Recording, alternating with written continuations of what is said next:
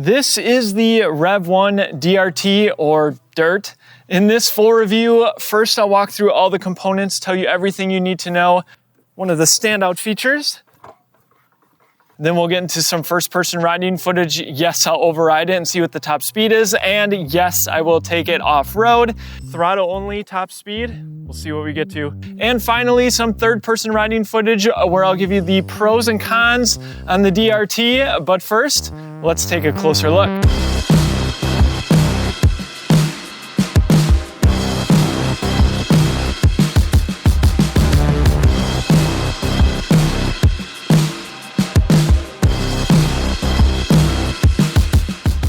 The launch of this bike was a little bit surprising because the company already has two other Rev1 models, the hardtail and full suspension. Though, to be fair, they are more for riding on roads, not like the DRT. We'll get into those tires in a little bit. But on the other hand, it's not super surprising because Ride1Up went so deep in the commuter category, creating a model depending on what you want in your electric bike. And so with the launch of the DRT, Ride1Up clearly isn't just wanting to check a box, yes, we have a moped-style e-bike. We have three of them, so you can choose what fits you best. Let's talk pricing, then we'll get into some of the fitment, and then yes, the components. The DRT is priced at $25.95, making it their most expensive moped-style e-bike. It weighs 91 pounds. If you want to see how this bike comes shipped, check out our full unboxing video. It's offered in two colorways, blackout, and yes, I had to go with the toy soldier colorway because it just looks awesome. The main things that any moped-style e-bike prioritize, one is going to be the battery. This has a large one. We'll talk about that in a little bit. And yes, motor power. You'll have to stay tuned because I still don't even know the top speed just yet. We'll get into that. And if you aren't familiar with moped-style e-bikes, they're not really optimized for pedaling. Let's show you that. So the bike has a 34-inch seat height. I'll show you how my wife fits on it. Ride1Up recommends this e-bike for riders all the way down to 5'3" up to 6'4". Now, I'm 6 feet tall, and as I sit on this, I want you to notice the rear suspension because it is so comfortable. By far the most comfortable moped-style e-bike that I've ridden. And my wife agrees too. Not surprising, it's extremely heavy. The bike itself weighs 91 pounds. The box is over 100 pounds with all the packaging and the accessories. So not very portable. And more than likely, you're going to want a more motorcycle bike rack to haul this. One thing that might not be as apparent if you're looking at all the Rev1 models is the wheelbase on the DRT is significantly longer at 53 inches compared to the other Rev1 models. With that, let's dive into the awesome components. All right, this is going to look a little bit different compared to almost every other e-bike on the market. Check out the disc brake rotor and its position. That's because these are massive 203 millimeter rotors, both in the front as well as the rear. And the brakes are 4-piston hydraulic disc brakes compared to 2 pistons that we most often see. And what makes this the DRT are these Innova 20 by 4-inch tires. The only word I can describe them with is chunky. They are the gnarliest tires I've ever seen on any electric bike. Attaching that front wheel is a through axle. That's a necessity on a bike this heavy. There's an inverted RST fork with these guards on them. And the travel is massive, 150 millimeters. I have to show you it. This is what's going to soak up the bumps when you're going off-road. There's a preload adjustment on the left and a lockout on the right. And yes, rear suspension as well, provided by D&M. 76 millimeters of travel, rebound and compression adjustment. And there's also a preload adjustment. I'm gonna give you a close-up so you can see how this looks. One of the standout features. There's a paint-matched half fender and a mudguard on the frame. And we have a custom Ride1Up plastic enclosure around this cool light.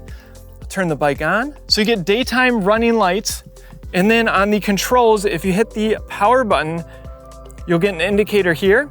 And there's adjustments for different light modes, either off in the middle, and then you get a low beam or a high beam. Moving to the cockpit, we have the hydraulic disc brake levers, complete with motor cutoffs. As soon as you hit the brakes, it cuts power to the motor. There's 2 locking grips, a right-hand twist grip throttle. Here's the light switch, and yes, it has a horn.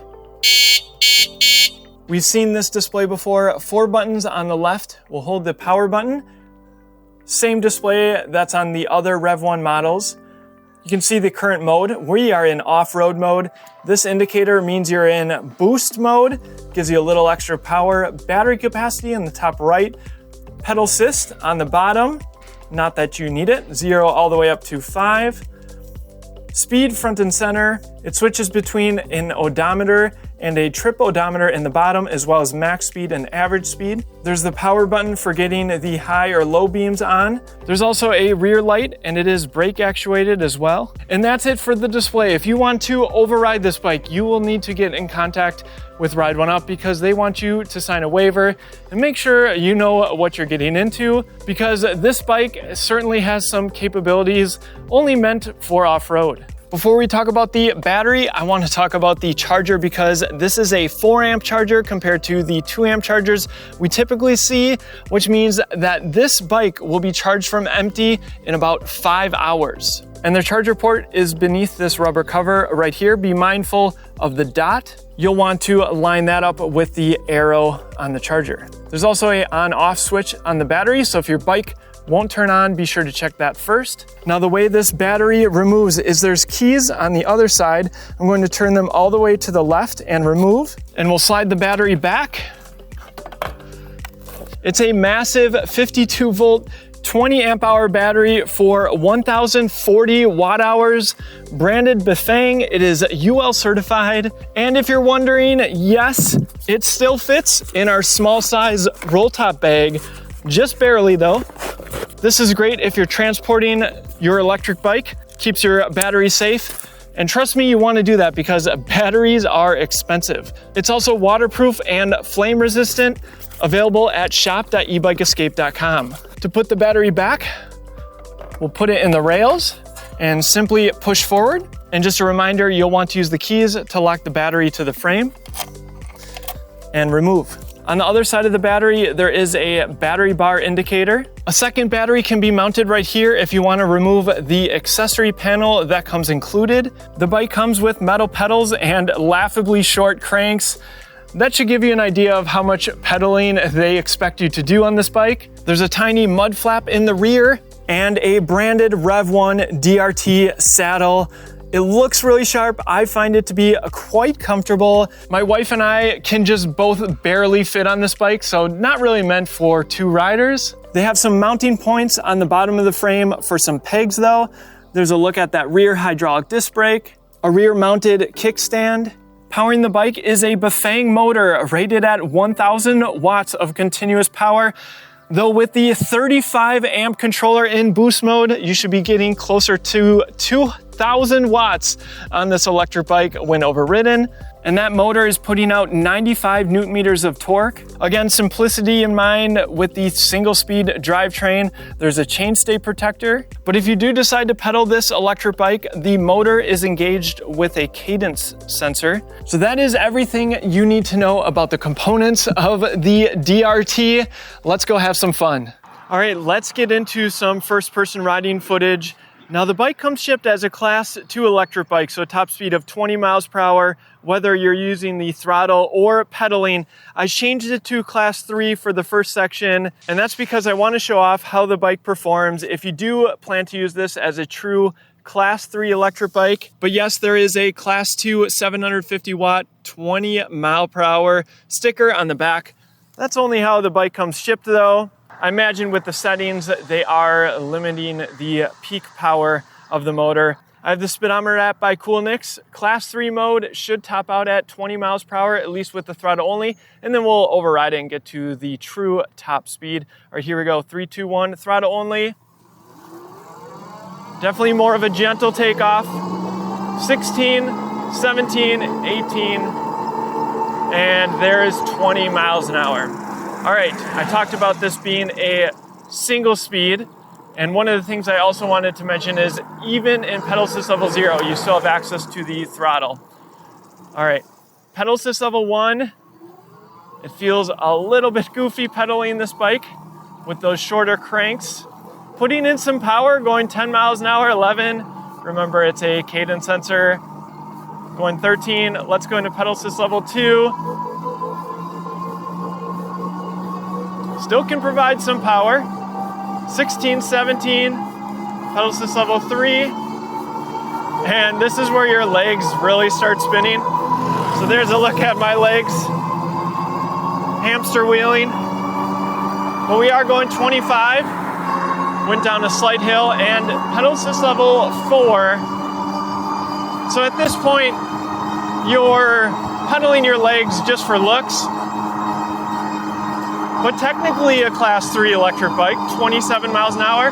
That's not even in the highest pedal assist. Let's go to 5. So yeah, it'll hold me like this as long as even barely spinning my pedals, it's gonna hold me at 28.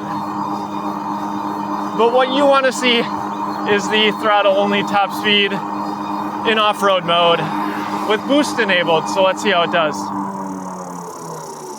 So what you're going to want to look for on the display is off-road in the top left, and then there is a little indicator right here. Looks like a lightning bolt. That's boost mode. And just to note, it is very easy to change it from class 2 to class 3 without going into the super advanced settings into off-road mode. All right, here we go. Throttle only top speed. We'll see what we get to. 3, 2, 1, throttle only. There's 10. 21, 24, 27, 28, 29, getting in the 30s, 32,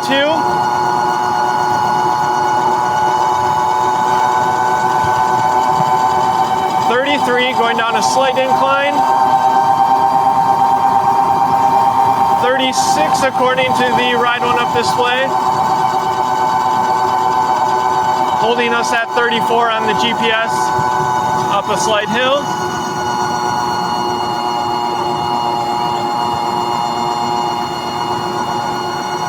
So very capable of getting you into the 30 mile per hour range. Top speed going to be about 34, at least for me.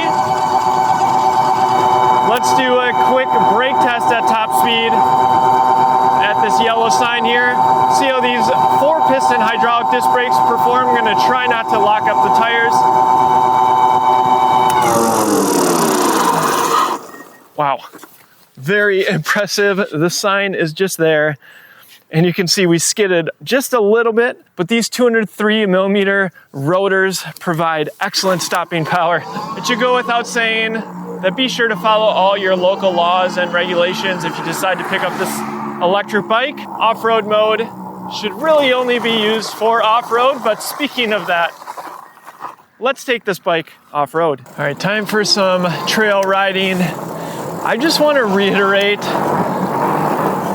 how this bike floats over everything. It is by far the most comfortable moped-style e-bike I've ridden. The suspension is just so good.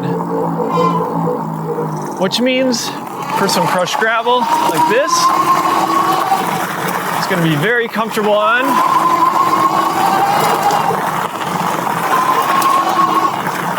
Of course, you got the Super Navi tires. I suppose you could put street tires on here if you wanted to keep it on the road. And I imagine some people looking at this bike just want it for exploring. Maybe you want to go somewhere in the mountains. Even a dirt path like this, there's some tree roots. Still capable with the extra long travel, the suspension. And it's a lot of fun too. Now, it's not going to go on some mountain bike trails, but you have enough power to pretty much plow through anything you want. So I think the bike lives up to its name, being the DRT or dirt version. Oh man, this trail just makes me wish I had a bunch of private land more accessible, because this is the bike that you want to take exploring. It's a little sandy here. some more rocks and roots.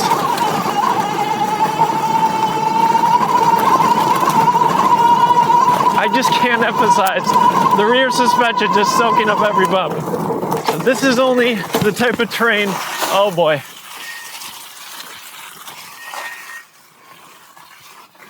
Soft mud, let's see how it does. Oh, those tires did fine. I mean, look at that.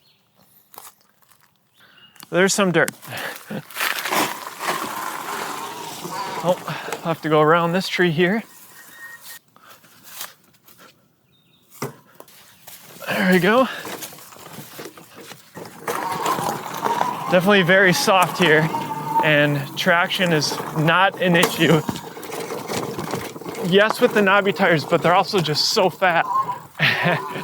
You can tell some bike tires just sunk in that mud, not this bike.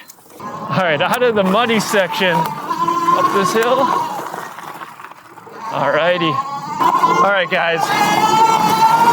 With that, let's test out the true performance of this motor. Let's get to our hill climb test. All right, here we go with the hill climb test. The GoPro makes this hill look so much smaller than it is, so I'll put up a picture as well as the specs. We'll get up to speed and see what the minimum speed is. There's 30. 32. Keep in mind, I'm a lighter weight rider at around 140 pounds. 30 miles an hour. 28, 27, 25, 24. And if you are considering this electric bike, I'm curious, are you considering the other Rev1 models down to 23? Or are you looking at some of the other moped-style e-bikes offered by different brands? Let me know in the comment section. It looks like 23 miles per hour is going to be the minimum speed on this massive hill. Not surprising that this motor can handle it. No problem.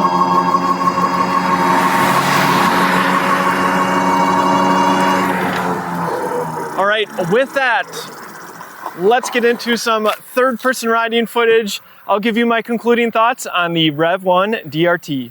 If someone would have told me 4 years ago when I first started reviewing Ride1Up e-bikes that Ride1Up would offer a full lineup of moped-style e-bikes, I never would have believed them.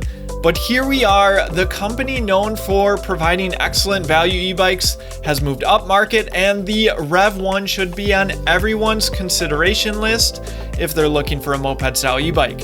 It seems like the company tested the market with their hardtail and full suspension models and really applied their learnings to the DRT.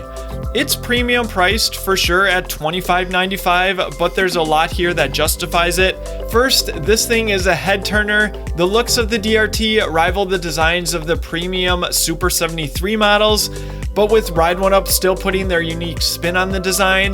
The DRT is also priced considerably lower than the Super 73 R series, which at the time of recording, the cheapest one available started at nearly $4,000.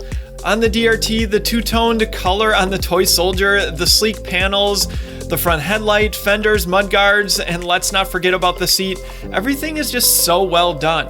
It's also a functional design with the option of adding a second battery pretty easily. As you'd expect, the real thrill of this 1000 watt motor is unlocked in off-road mode, and the bike doesn't feel like it's going to come apart beneath you.